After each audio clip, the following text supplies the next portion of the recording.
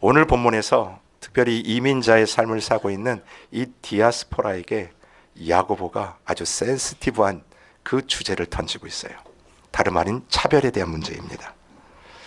여러분, 우리가 이민자로 이 땅에 살기 때문에 크고 작은, 그리고 어떤 때는 많이 느끼지만 또 어떤 때는 느끼지 못하고 지나가는 그런 여러 가지 차별을 우리가 경험을 하기입니다. 혹시 여러분들 그 언어가 불편하기 때문에 겪었던 차별도 있을 것이고, 우리가 인종이 다르기 때문에 겪는 차별도 있고, 특별히 문화가 완전히 다르잖아요. 그것 때문에 오해도 생기지만 또 이 차별을 겪는 것들이 얼마나 많이 있습니까? 저는 차별하면 딱 생각나는 게 하나가 있는데, 좀 오래전 일이었는데 가족의 기념일이 있어가지고 바닷가 이제 식당을 한번 방문한 적이 있었습니다. 그 바닷가 식당에 가는 이유는 다른 게 아니에요. 멋있는 풍경을 보고 좀 좋은 분위기에서 식사를 하고 싶은 마음에 이 바닷가에 있는 식당으로 갔는데, 여러분, 손님들이 들어오면 딱 순서대로 이제 자리 안내를 받지 않습니까? 그래서 제 차례가 돼가지고 이제 이렇게 안내를 받는데, 저를 안내하시는 분이요, 이게 쭉 창가 쪽을 놔두고 구석으로 쫙 가더라고요. 그러면서 구석 제일 끝에 있는 자리인데, 그 화장실 들어가는 입구 있지 않습니까? 그 맨 끝자리에 저를 딱 안내를 해가지고 제가 앉았어요. 만약에 그 레스토랑 안에 꽉 차 있다면 마지막 자리가 여기면 안내하면 당연히 거기 자리에 앉아야 될 게 맞아요. 근데 그게 아닌 것 같은 게 뭐냐면, 이 끝에 자리로 오면서 그 제가 원했던 이 창가 자리가 몇 자리가 빈 걸 봤거든요. 근데 거기에 딱 앉히고, 그때는 그냥 하라면 하는 줄 알고 그냥 그 자리에 딱 앉아 있었는데, 근데 기분이 묘해지더라고요. 왜냐면 제 뒤에 있는 이제 미국 손님들은 그분이 똑같이 안내를 하는데, 어디다 안내하냐면 그 바닷가 창가 있는 데다가 다 안내를 하는 거예요. 이걸 보면서요, 이런 건가? 이게 뭘까라는 생각이 들면서, 어떤 생각이 드냐면, 내가 반바지하고 슬리퍼를 신고 와가지고 나를 여기다 보냈나? 아니면 내가 말하는 영어가 조금 이상했나? 뭐 별의별 생각이 다 드는 거예요. 여러분, 이런 경험을 하게 되면 굉장히 불쾌하지 않습니까? 그리고 어떤 생각이 드냐면, 야, 저런 행동하는 사람은 인격이 참 모자른 것 같다.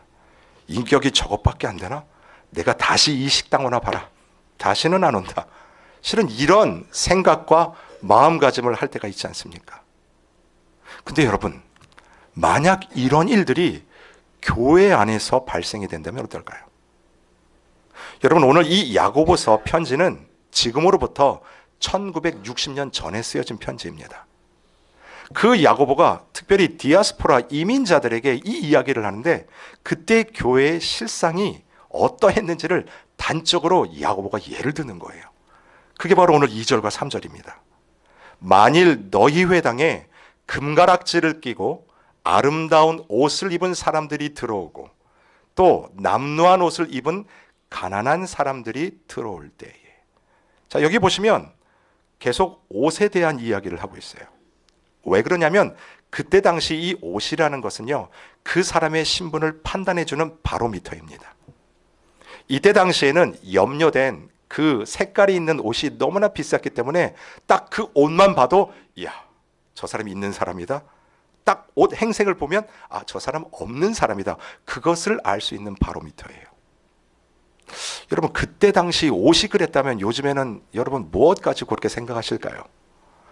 우리들이 타고 다니는 차라든지. 여러분, 이 건물에 제가 몇 주 전에요, 그 교회를 딱 오다가 어떤 차를 봤냐면, 주차된 차 중에 롤스로이스가 주차되어 있더라고요. 쫙 제가 그 차를 보는 순간 제 입에서도 뭐가 나오냐면, 오호, 이게 나오더라고요. 그러니까 여러분들한테도 그런 게 분명히 있을 거예요. 사람을 딱 보면서 그때 당시에는 옷을 가지고 판단했지만, 지금 우리가 살아가는 이 시점에서는 이런 판단하는 기준들이 참 다양하지 않습니까? 근데 문제는 뭐냐면, 그 아름다운 옷을 입고 딱 온 사람을 보고, 보세요, 너희가 아름다운 옷을 입은 자를 눈여겨보고 말하되 여기 좋은 자리에 앉으소서. 여러분, 교회 안에 좋은 자리가 어딜까요? 모르겠는데 하여튼 좋은 자리에 앉으라고 딱 안내를 하고, 뒤에 또 가난한 자에게 말하되 너는 어디에 서 있어요? 거기 서 있든지, 여기서 말하는 거기에 원어의 뜻이 뭐냐면 구석탱이에요. 구석에 서 있든지 아니면 내 발등상 아래에 앉아라. 여러분, 지금은 여러분들은 그냥 의자에 앉아 계시지만 그때 당시는 의자 말고도 이 발을 올려놓을 수 있는 이런 자그마한 상이 있지 않습니까? 등상. 그게 바로 발등상이에요. 그러니까 거기다 딱 발을 얹혀놓은 그 밑에 앉으라는 거예요. 여러분, 당시 이것만큼 차별을 나타내는 표현은 없습니다. 아니, 무슨 식당, 길거리 식당도 아니고 어디에서요? 그것도 교회에서요. 그리고 이 일을 하는 사람은 교회를 안 다니는 사람이 아니라 교회를 다니는 사람이 이렇게 하고 있다는 거지요. 그래서 이것을 보면서 참, 야, 저 사람 인격이 저것밖에 안 되나? 이런 인품을 가지고 이거 너무 문제가 아닐까라고 생각이 드는데, 그런데 오늘 이 편지를 써내려가고 있는 이 야고보 사이대의 논지는 절대로 그것이 아닙니다. 이 차별의 문제가 무슨 인격이나 인품이나 사람의 성품, 도덕적인 그것이 아니고 정확하게 이것이 뭐냐면 하나님 앞에 죄를 짓는 죄라는 거예요. 여러분, 차별은 죄입니다. 더 나아가서 하나님을 부정하는 것, 거기서 출발하는 것이 이 차별이라는 거예요. 왜 이것이 차별이 죄인지를 오늘 야고보 사도가 쓴 이 편지를 통해서 우리가 함께 나눠볼 텐데요. 왜 이것이 죄냐면 하나님의 방법과 정반대이기 때문에 죄입니다. 하나님과 완전히 반대되는 거예요. 여러분, 5절을 한번 같이 읽어볼까요? 시작. 내 사랑하는 형제들아 들을지어다. 하나님이 세상에서 가난한 자를 택하사 믿음에 부유하게 하시고 또 자기를 사랑하는 자들에게 약속하신 나라를 상속으로 받게 하지 아니하셨느냐. 잘 보십시오. 여러분, 이것이 바로 하나님이 우리에게 은혜를 베푸시는 방법이라는 거예요. 하나님이 누구를 택하사 믿음의 부유함을 주셨냐면 가난한 자를 택하여 당신의 믿음의 부유함을 허락하시는 것, 이것이 바로 하나님의 방법이에요. 이게 무슨 뜻이냐면 나의 조건이 하나님의 은혜를 받는 이유가 될 수 없다라는 거지요. 내가 그래도 이만큼 열심히 해서 하나님 앞에 노력했고, 하나님 내가 이만큼 열심히 해서 하나님 앞에 드렸고, 그리고 나는 가난하지 않으려고 열심히 일하고 자수성가해서 그래도 하나님 앞에 이렇게 드리지 않았습니까? 하나님, 그러면 그거 보시고 하나님 거기에 걸맞는 은혜를 주셔야 되지 않겠습니까? 근데 여러분, 하나님은 절대로 그런 분이 아니라는 거예요. 그것은 하나님의 방법이 아닙니다. 하나님의 방법, 그 중에서 우리에게 은혜를 베푸시는 유일한 조건이 있다면 그 뒤에 나오는 이거예요. 약속하신 나라예요.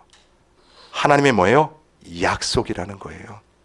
저와 여러분에게 은혜를 베푸시는 하나님의 기준은 하나님께서 저와 여러분에게 주신 약속 때문에 은혜를 베푸신다라는 거죠. 이것이 무엇을 의미하냐면, 여러분, 우리가 늘 하나님을 배반하는 그때에도요, 호세아서를 보면 남편 호세아를 놓고 늘 남의 품으로 도망가는 고멜 있지 않습니까? 그거는 남편을 배신할 뿐만 아니라 그 모습이 뭐냐면 하나님의 사랑을 배신하는 이스라엘 모습을 그대로 드러낸 거예요. 이처럼 하나님의 품을 달아나는 그 모습을 보일지라도, 여러분, 요나를 기억하시죠? 하나님의 명령을 받고도 완전히 반대인 다시스로 도망하는 그 모습을 보고 하나님이 감정적으로 아프시는 그 상황 속에서도 하나님은 저와 여러분에게 은혜를 베푸신다라는 거예요. 이유는 우리의 조건이 아니라 하나님 그분께서 1.1핵도 변함이 없는 당신이 주신 약속에 근거하여 저와 여러분을 사랑해 내시겠다라는 뜻입니다. 여러분, 하나님은요, 우리의 조건, 우리의 외모를 취하시는 분이 절대로 아니에요. 우리의 중심을 보시는 분이 하나님 되십니다. 믿으십니까? 아멘. 이게 하나님의 방법임에도 불구하고 우리는 늘 외모를 취하죠. 늘 보이는 것 때문에 싸우고 거기에 넘어지는 것이 우리 아닙니까? 여러분, 구약에 보시면 이스라엘 초대 왕이었던 사울이 폐위가 되는 그 일을 여러분이 아실 거예요. 그도 그럴 것이 이 사울 왕이요, 하나님의 말씀을 거역함으로 패위를 당하지요. 근데 이 사울 왕이 어떻게 즉위를 했냐면, 이거는 백성들의 요구에 의해서 세워진 왕이 실은 사울 왕입니다.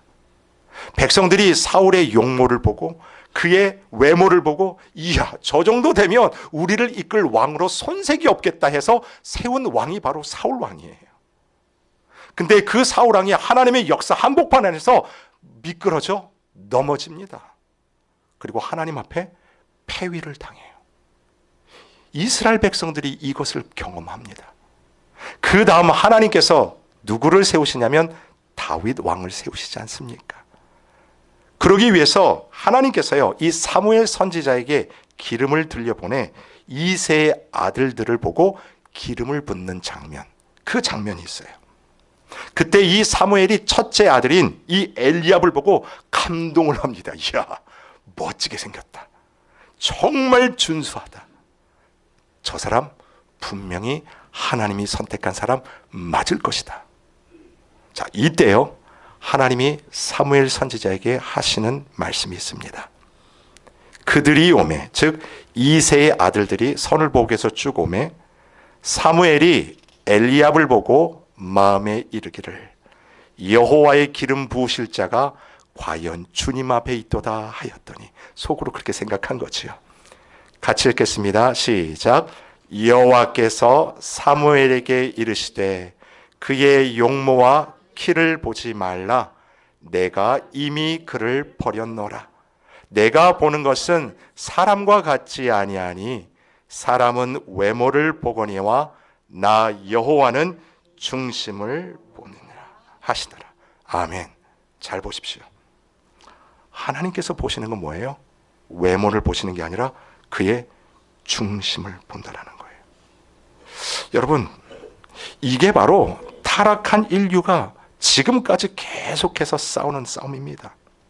우리는 무엇 가지고 싸우냐면 크기 가지고 싸워요.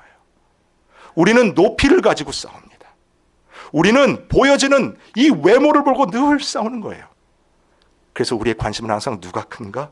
누가 더 높은가? 이것이 타락한 인류가 지금까지 부여잡고 있는 싸움의 패턴 아닙니까? 그런데 이 싸움에 대해서 하나님의 평가는 너무나 단호하세요. 뭐라고 얘기하냐면 이미 그를 버렸다라고 얘기합니다. 여러분, 아니 엘리압을 써보지도 않았어요. 그렇지 않습니까? 아니 엘리압에 대해서 써보지도 않은 상태에서 어떻게 하나님께서 그 엘리압을 버렸다라고 이야기하실 수 있을까? 근데 여러분, 이 표현은 엘리압 그 사람을 버렸다는 의미가 아니에요. 이것은 어떤 뜻이냐면 선지자조차도, 그 사무엘조차도, 사울 왕을 세웠을 때 외모를 보고 실패했던 그 실패의 경험이 있음에도 불구하고 그 다음 왕을 세울 때 또 무엇을 봐요?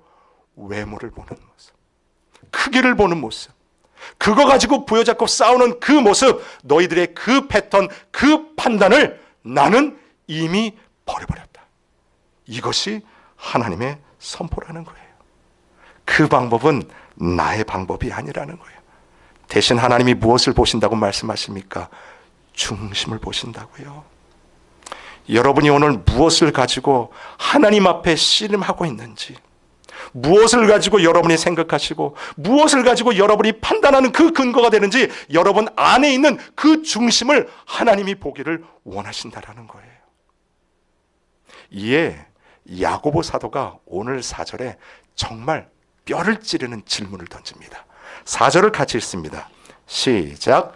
너희끼리 서로 차별하며 악한 생각으로 판단하는 자가 되는 것이 아니냐. 이 논지가 이거예요. 지금 차별을 하고 있는 그 성도들을 향해서 그 차별을 하는 그 자체, 그게 뭐예요? 악한 생각으로 하는 판단이라는 거예요. 하나님께서 그 중심을 보시겠다고 말했는데 이 중심을 보니까 이 판단하는 기준들이 다 뭐예요? 악하다라는 거예요. 여러분, 한번 질문을 드리겠습니다. 만약 여러분들도 누군가를 차별하고 누군가에 대한 생각, 그런 생각들을 가지고 계시다면 무엇을 근거로 하여 차별하실까요? 오늘 본문에는 그 차별의 근거가 옷이었지요. 그렇다면 여러분들도 분명히 가지고 있는 근거가 있을 거예요. 분명히 그걸 가지고 사람을 판단할 것입니다. 맞습니까? 자, 그렇다면 정말 중요한 질문을 드릴게요.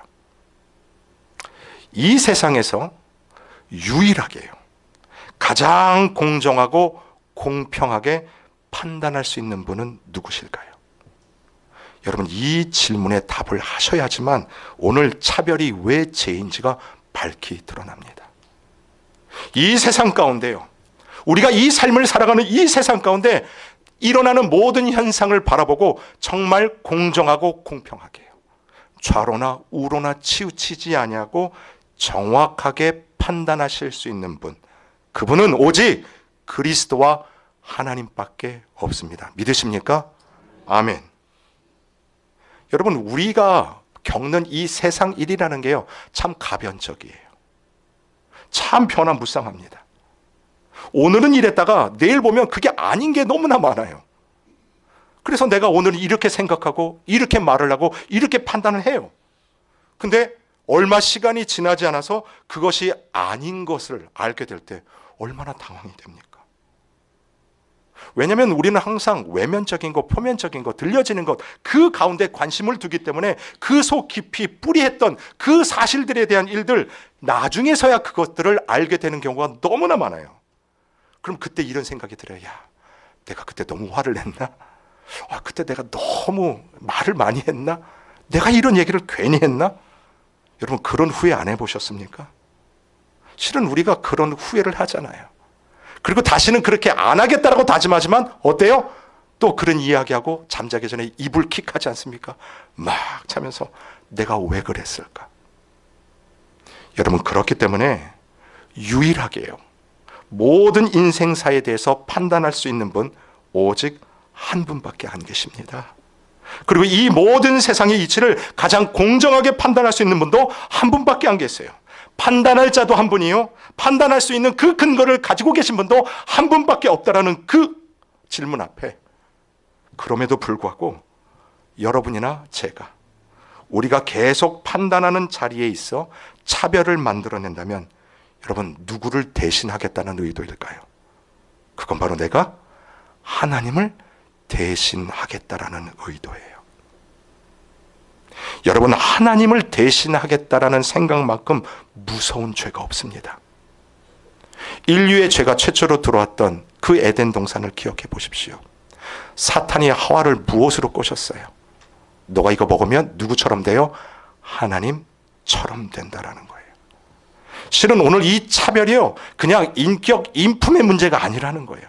하나님의 성품 가운데 정반대되는 것, 그리스도의 그리스도 되심을 부정하는 것, 더 나아가 내가 그 하나님의 자리에 앉겠다라는 생각 가운데 나오는 것, 그게 바로 차별이라는 것입니다. 그래서 이 차별이요, 너무나 무서운 죄라는 것입니다. 뿐만 아니라 이 차별은 위험성을 내포하고 있어요. 어떤 위험성을 내포하고 있는지 오늘 말씀 속에서 한번 보셨으면 좋겠는데, 우리 7절을 한번 같이 읽어볼까요? 시작. 그들은 너희에게 대하여 일컫는 바 그 아름다운 이름을 비방하지 아니하느냐. 이 차별을 가지고 사람을 대하는 분들이 계세요. 특별히 여러분, 이 자기의 판단 기준을 가지고 이것이 옳다라고 주장하는 우리 많은 분들 계시지 않습니까? 여러분이 일터에서도 이런 분들을 많이 만나실 거예요. 우리 가정에서도 그런 분이 계실 거고, 그렇지 않습니까? 근데 잘 보세요. 그들은 너희에게 대하여 일컫는 바 그 무엇을요? 아름다운 이름을 비방하는 자들이다. 여러분, 여기서 말하는 아름다운 이름은 누구의 이름이에요? 예수 그리스도의 이름. 모든 이름 위에 뛰어난 이름. 근데 그 이름을 비방한다는 뜻, 이 비방의 원어의 뜻이 뭐냐면 허물다라는 뜻이에요. 즉, 이 차별, 이 판단으로 나오는 차별은 공동체를 허무는 너무나 큰 죄라는 것입니다. 여러분, 예수 그리스도의 이름, 모든 이름에 뛰어난 아름다운 이름, 이 이름으로 세워진 공동체가 있어요. 우리의 가정이 예수 그리스도의 이름 가운데 세워진 공동체예요. 예수 그리스도의 십자가의 죽음과 부활과 성령의 강림으로 태어난 예수 그리스도의 아름다운 이름 가운데 탄생된 게 뭔지 아십니까? 그게 바로 교회예요. 근데 그 교회를 허무는 것이 바로 차별이라는 거예요. 이것이 차별이 가지고 있는 너무나 무서운 위험성이라는 것을 우리에게 말해주고 있는 거예요. 여러분 혹시 지난주에 드렸던 숙제 잘 하셨습니까? 제가 3가지 숙제를 드렸어요. 기억하실 것 같은데, 첫 번째 우리 뭐 하지 말자고 그랬죠? 부정적인 말 하지 말자고 그랬죠. 두 번째는 남의 말 끊지 말자. 세 번째, 정치 얘기도 하면 안 된다고 얘기를 했는데, 세 번째는 뭐라고 그랬냐면 들은 말 전달하지 말기. 여러분 어떠세요? 숙제 잘 하셨죠? 아멘이 없네요. 그럼 제가 다시 한번 일주일 우리 한번 이거 한번 해봐요. 왜 이렇게 말씀을 드리냐면, 여러분 우리가 부정적인 언어를 사용하지 않고 남의 말을 할 때 그것을 정성을 다하여 들어주고, 우리가 들은 말을 들을 때 그걸 가지고 기도의 무릎을 한번 꿇어봐요. 그 대신 이 일을 하지 말고 무엇을 하자고 그랬냐면 quick to listen이라고 그랬어요. 하나님의 말씀을 좀 듣고 그 말씀을 가지고 우리가 사한 상황, 여러분의 삶의 현장 가운데 한번 견디어 보자라고 말씀드리지 않았습니까? 다른 이유가 아닙니다. 이것이 바로 공동체가 바로 서는 방법입니다. 여러분의 가정이, 우리의 교회가 하나님 앞에 반드시 설 수 있는 방법 다른 게 아니에요. 우리의 기준이 되는 그 말씀 앞에 서는 것, 그것이 유일한 방법이기 때문에 그렇습니다.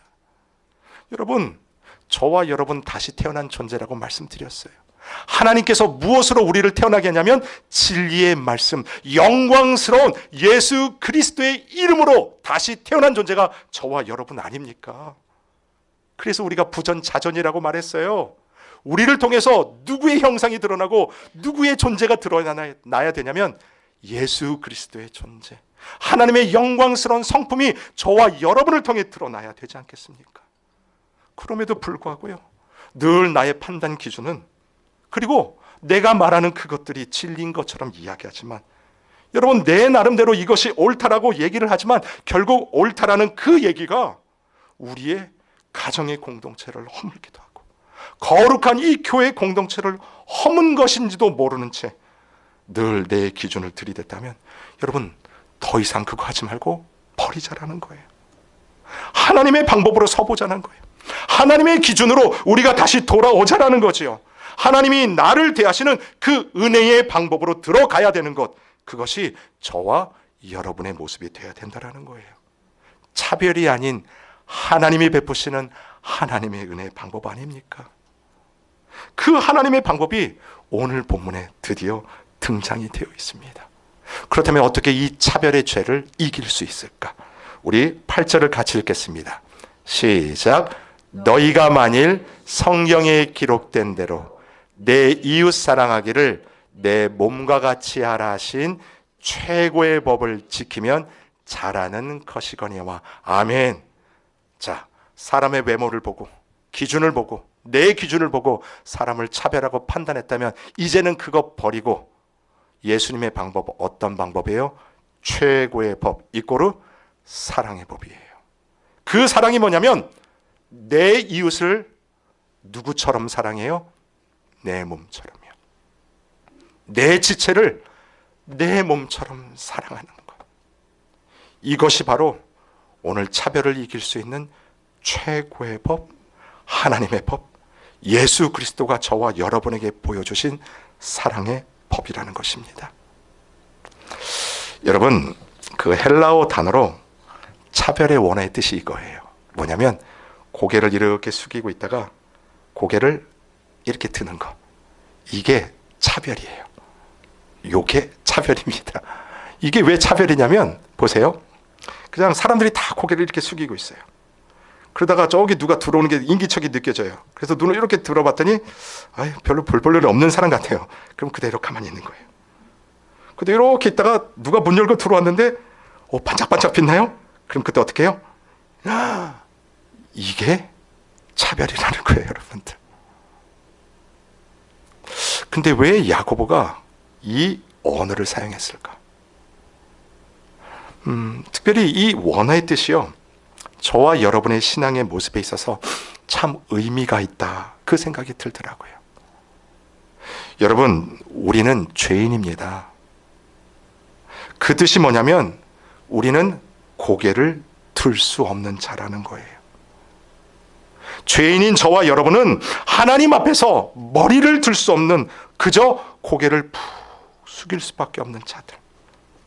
죄의 싹은 사망이라고 하듯이 그저 고개 숙이고 숨죽인 채 살 수밖에 없는 존재가 저와 여러분. 근데 그런 나를 위해서 최고의 법으로 오신 분이 계십니다. 이웃 사랑하기를, 자기 자신 사랑하라는 그 말씀을 넘어 정말로 이웃을 위해서 자기 생명을 주신 분이 계세요.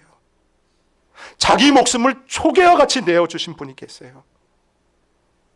자기를 비우신 분이 계시다라는 거예요. 자기 안에 모든 것들을 비워내시고 심지어 하나님의 신적 권위까지 다 비워내신 그 자리에 무엇으로 채우셨어요? 저와 여러분이 가지고 있는 그 죄로 가득 채우고 십자가에 달리신 분, 바로 예수 그리스도예요. 바로 그 예수님 때문에 내가 고개를 들 수 있는 자가 되었다라는 것입니다. 어떻게 해요? 이거 같이 한번 읽어볼까요? 시작. 그가 찔림은 우리의 허물 때문이요 그가 상함은 우리의 죄악 때문이라. 그가 징계를 받음으로 우리는 평화를 누리고 그가 채찍에 맞음으로 우리는 나음을 받았도다. 아멘. 내가 숙여야 될 그 고개인데, 그런데 예수님이 내 모습이 되셔서 대신 고개를 딱 숙이시고, 내가 하나님 앞에 고개 들 수 없는 자인데 예수님을 통하여 드디어 하나님 앞에 고개를 드는 자가 되었다라는 이 말씀이에요. 받을 수 없는 자, 자격 없는 나에게 베푸신 이 은혜, 그래서 8절에서 그것이 최고의 법, 곧 사랑의 법이라고 이야기를 합니다. 여러분이요, 아무리 여러분이 만든 기준 가지고 보세요. 이게 정말 맞습니다. 나는 이 판단 기준이 맞다라고 생각합니다. 그것들을 들이대셔도 하나님이 저와 여러분을 위해서 돌아가신 저 최고의 법, 사랑의 법을 넘어갈 법이 세상에는 아무것도 없다라는 거예요. 우리는 이 사랑의 법으로 오늘도 이 삶을 살아가는 자가 되었다라는 거지요. 여러분, 우리가 수요일마다 사도행전을 지금 강의하고 있는데요, 오늘날 이 교회의 모델이 된 최초의 교회, 초대교회 중에 예루살렘 교회를 우리가 보고 있습니다. 사도행전을 적어가는 의사이자 역사학자 누가가 이 초대교회의 모습을 참 재미있게 표현을 해요. 그 중에서 참 의미 있는 부분을 이야기하는데 한번 같이 읽어볼까요? 시작. 사도들이 큰 권능으로 주 예수의 부활을 증언하니 무리가 큰 은혜를 받아 그 중에 가난한 사람이 없으니 이는 밭과 집 있는 자는 팔아 그 판 것의 값을 가져다가 사도들의 발 앞에 두매 그들이 각 사람의 필요를 따라 나누어 줌이라. 아멘. 여러분, 신생된 교회예요. 새로 이 땅 가운데 탄생된 교회입니다. 교회가 여러 가지 일이 있고 여러 가지로 교회를 나타낼 수 있는 수식어가 있음에도 불구하고 오늘 누가가 이 부분을 한 번도 아니고 여러 번 강조하고 있어요. 잘 보세요. 사도들이 큰 권능으로 무엇을 증언하냐면 주 예수의 부활을 증언합니다. 이게 바로 최고의 법, 사랑의 법이라는 거예요. 받을 수 없는 이 자격 없는 나를 위해서 예수 그리스도가 십자가에 죽으시고 부활하시는 그 첫 열매의 영광이 저와 여러분의 영광이라는 것들이 선포되어지는 그 가운데 성도들이 무엇을 받아요? 큰 은혜를 받아요. 이야, 내가 그런 존재인데 나를 위하여 예수 그리스도가 나의 고개를 들게 하시는 그 은혜를 나에게 베풀었구나. 그 큰 은혜를 받자 초대교회에서 제일 먼저 어떤 일이 벌어진 줄 아십니까? 그 중에 어떤 사람이 없어요? 가난한 사람이 없다. 교회의 많은 특징 중에 초대교회의 가장 큰 특징 중 하나 이거예요. 그들 중에 가난한 사람이 없어요. 왜요? 있는 자들이 자기 것을 팔아 자기 것을 내 것이라 주장하는 자들이 없는 일 때문이에요. 여러분, 이 교회의 모습을 통해 차별이 보이십니까? 없다고. 남루하다고 그것이 하나님의 큰 은혜를 받는 일에 지장이 되던가요? 아니에요. 이게 바로 초대교회요. 하나님께서 오늘 우리 교회를 통해 원하시는 정말 회복된 모습이 이게 아닐까 싶습니다. 그래서 여러분, 교회에서 없어져야 될 것이 있어요. 이거 한번 따라해 봅시다. 끼리끼리. 예, 이 끼리끼리가 없어져야 돼요. 여러분, 정말 금가락지 낀 사람 끼리끼리 모인다든지, 보니까 나랑 비슷한 옷을 입고 있는 사람 끼리끼리 모인다든지. 저 이런 교회도 봤어요. 우리 교회는 의사 직업들이 많습니다. 그래서 의사분들만 모이는 교회. 이게 뭐예요? 실은 끼리끼리예요. 여러분, 만약 새로운 새신자들이 만약 우리 교회를 왔단 말이에요. 근데 어디 좀 들어가 보려고 했더니 다 끼리끼리 있다면, 식사도 끼리끼리 하고 이야기를 하는데도 보면 여기 좀 모이고 저기 좀 모여서 끼리끼리 한다면 여러분 절대로 그 안에 들어갈 수 있을까요? 없지요.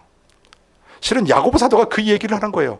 그렇게 참아야 할 끼리끼리 있다면 어떻게 예수를 믿기 위해 들어온 자들이 그 안에 들어올 수 있겠는가?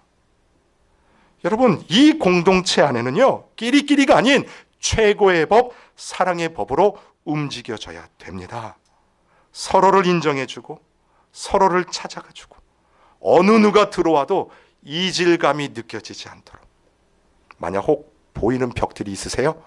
그러면 예수님처럼 유대인이나 사마리인이나 그 벽을 허무셨던 예수님이 하셨던 것처럼 혹 있을 모든 벽들을 허물고 사랑의 법으로, 최고의 법으로, 하나님의 방법으로 이 차별의 죄를 이기는 여러분 되시기를 주님의 이름으로 축원을 드립니다. 아멘.